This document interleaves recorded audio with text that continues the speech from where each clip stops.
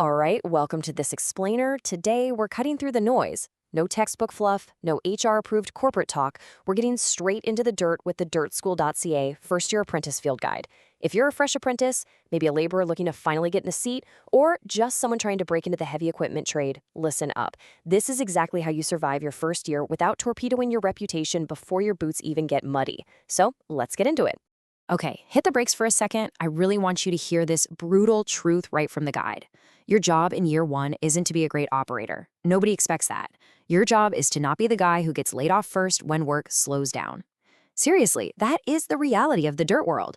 You're going to be out there with guys who have been running iron for 20 years, right? They know you don't have the skills yet. What they do expect is for you to show up, shut up, pay close attention, and build the kind of reputation that actually gets you a callback next season. And here is exactly why that reputation matters so much. Heavy equipment is a surprisingly small world. It's like a small town. Everybody knows everybody. The crew you're digging with this month, they absolutely talk to the guys you might be working with next year. If you roll in late, if you've got an attitude problem, or you're just plain lazy, man, that news is going to spread to every job site in the region way faster than your truck can drive there.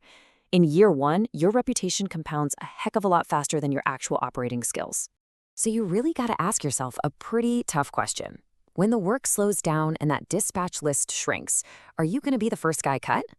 A lot of rookies get laid off, and you know what? They honestly have zero clue why. It's because they make these invisible, unspoken mistakes. They burn their name without even realizing they're playing a game, with unwritten rules. And preventing that exact scenario, that's exactly what the Dirt School Guide is built for. Which brings us to Section 1, before you hit the dirt. Because believe it or not, surviving your first year actually starts before you even clock in for your very first shift. It's all about that pre-site prep that separates the true professionals from the flakes. All right, this is your mandatory, absolutely non-negotiable gear list for day one. Now, your company might eventually give you some of this, but here's the golden rule. Own it yourself. You never want to show up on site totally helpless, waiting on the company's supply closet. You need your CSA Grade 1 steel-toe boots, a Type 2 Class E hard hat, Class 2 or 3 high-vis gear, Z87 safety glasses, and a solid pair of work gloves. Basically, show up looking like you're actually ready to work. And speaking of showing up, let's talk about the 2-alarm rule. Look, every old-timer has been late at some point, right? Oh, my alarm didn't go off. But when you are a first-year apprentice, being late on day one is a fatal mistake. You literally cannot recover from it. Set 2 alarms, space them 15 minutes apart, and put your phone all the way across the room so you physically have to drag yourself out of bed to turn it off. And make it a habit to show up 30 minutes early, every single day for that entire first month. Moving on to Section 2, Surviving Job Site Unwritten Rules. Okay, so you made it to the site early, you've got your gear, now what? Now you have to navigate the unspoken etiquette of the crew. This is the stuff you will never find in a classroom. It comes down to knowing the exact chronological steps to take on your first morning so you don't look completely lost. First, arrive early and park where you're actually supposed to. Immediately go sign in. Next, get your site orientation and do not roll your eyes or skip this, even if you've done 50 of them before. After that, walk up to the foreman, give a firm handshake, and say, "Good morning, just dispatched, first day." And when you get to that morning safety meeting, introduce yourself and then spend way more time listening than you do talking. Now, I literally cannot emphasize this next point enough. This is the absolute toughest law on the job site. 0 social media on a workday. Put your phone on silent and leave it in your pocket. You can check it once at lunch and once on break. That's it. Trust me, operators who are constantly staring at their screens get labeled as checked out by the end of their first week. And in this industry, that's a label you will practically never shake. So just keep it in your pocket. You definitely should be asking questions, but there is a right way and a very wrong way to do it. A terrible question to ask in your first week is, "Hey, when do I get to run the machine?" Or, "What time do we get off today?" That just makes you sound arrogant and completely self-centered. Instead, ask something like, "Which operator should I shadow during the break?" Or, "Where is the safest spot to stand when that excavator is swinging?" Those kinds of questions prove you're actually there to learn the trade and respect the heavy iron. If you really want to learn, you need a mentor, but you have to be strategic about who you pick. You're looking for a veteran, someone with 15+ years in the seat who is genuinely respected by the rest of the crew. Watch who the other guys go to for advice. You want someone patient. And here is a massive nugget of wisdom straight from the Dirt School Guide. The loudest guy on the crew? Yeah, he's rarely the most competent. Look for the quiet professional. All right, on to Section 3, paperwork and your pay stub. Let's switch gears and talk about the administrative traps that constantly screw over the rookies. Honestly, this is the paperwork that keeps you legally and physically alive. Take your FLHA or FLRA, your field level hazard assessment. If an incident happens on site, this is literally the very first piece of paper that WorkSafe for OSHA is going to demand to see. So do not give lazy answers. If you write "be careful" as a hazard control, that means absolutely nothing. A strong, legally protective control looks like this. Spotter posted at northwest corner of trench with direct radio to operator. See the difference? You gotta be specific. Let's also decode an actual IUOE union pay stub pulled right from the field guide.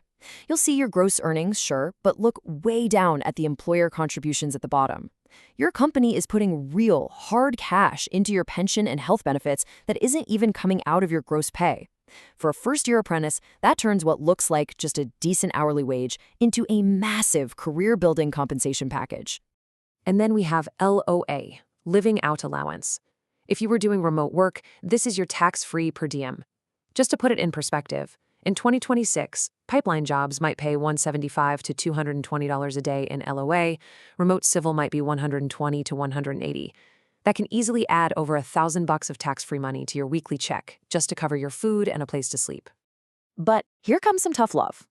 LOA is absolutely not a bonus.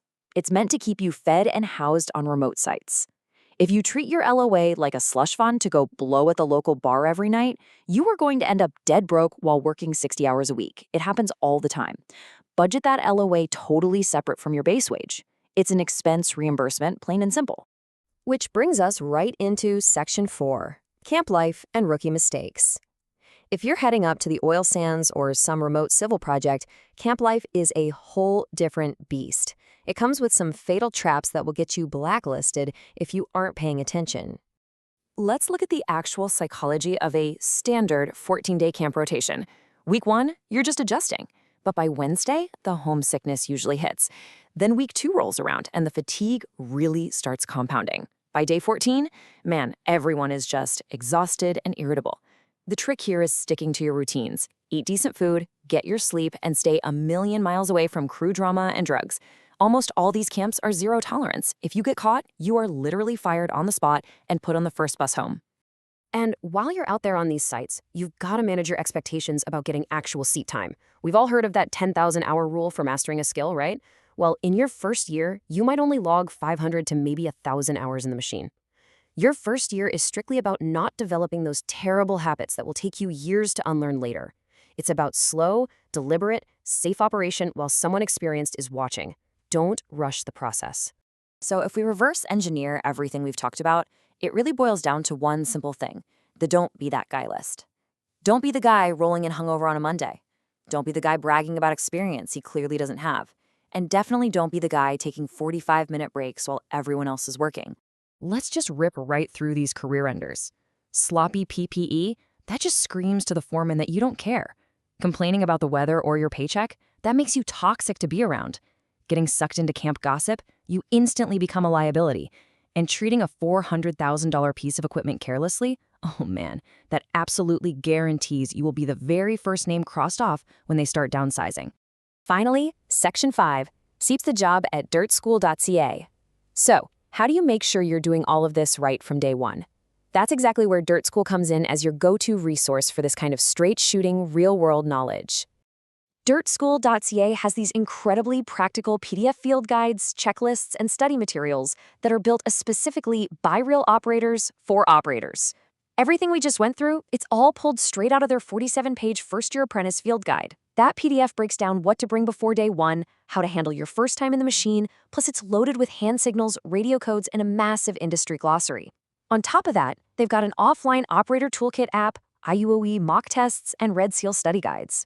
It's all completely fluff-free, you can download it instantly, and it's custom-made for construction workers who want to build a serious career. So I want to leave you with this one thought.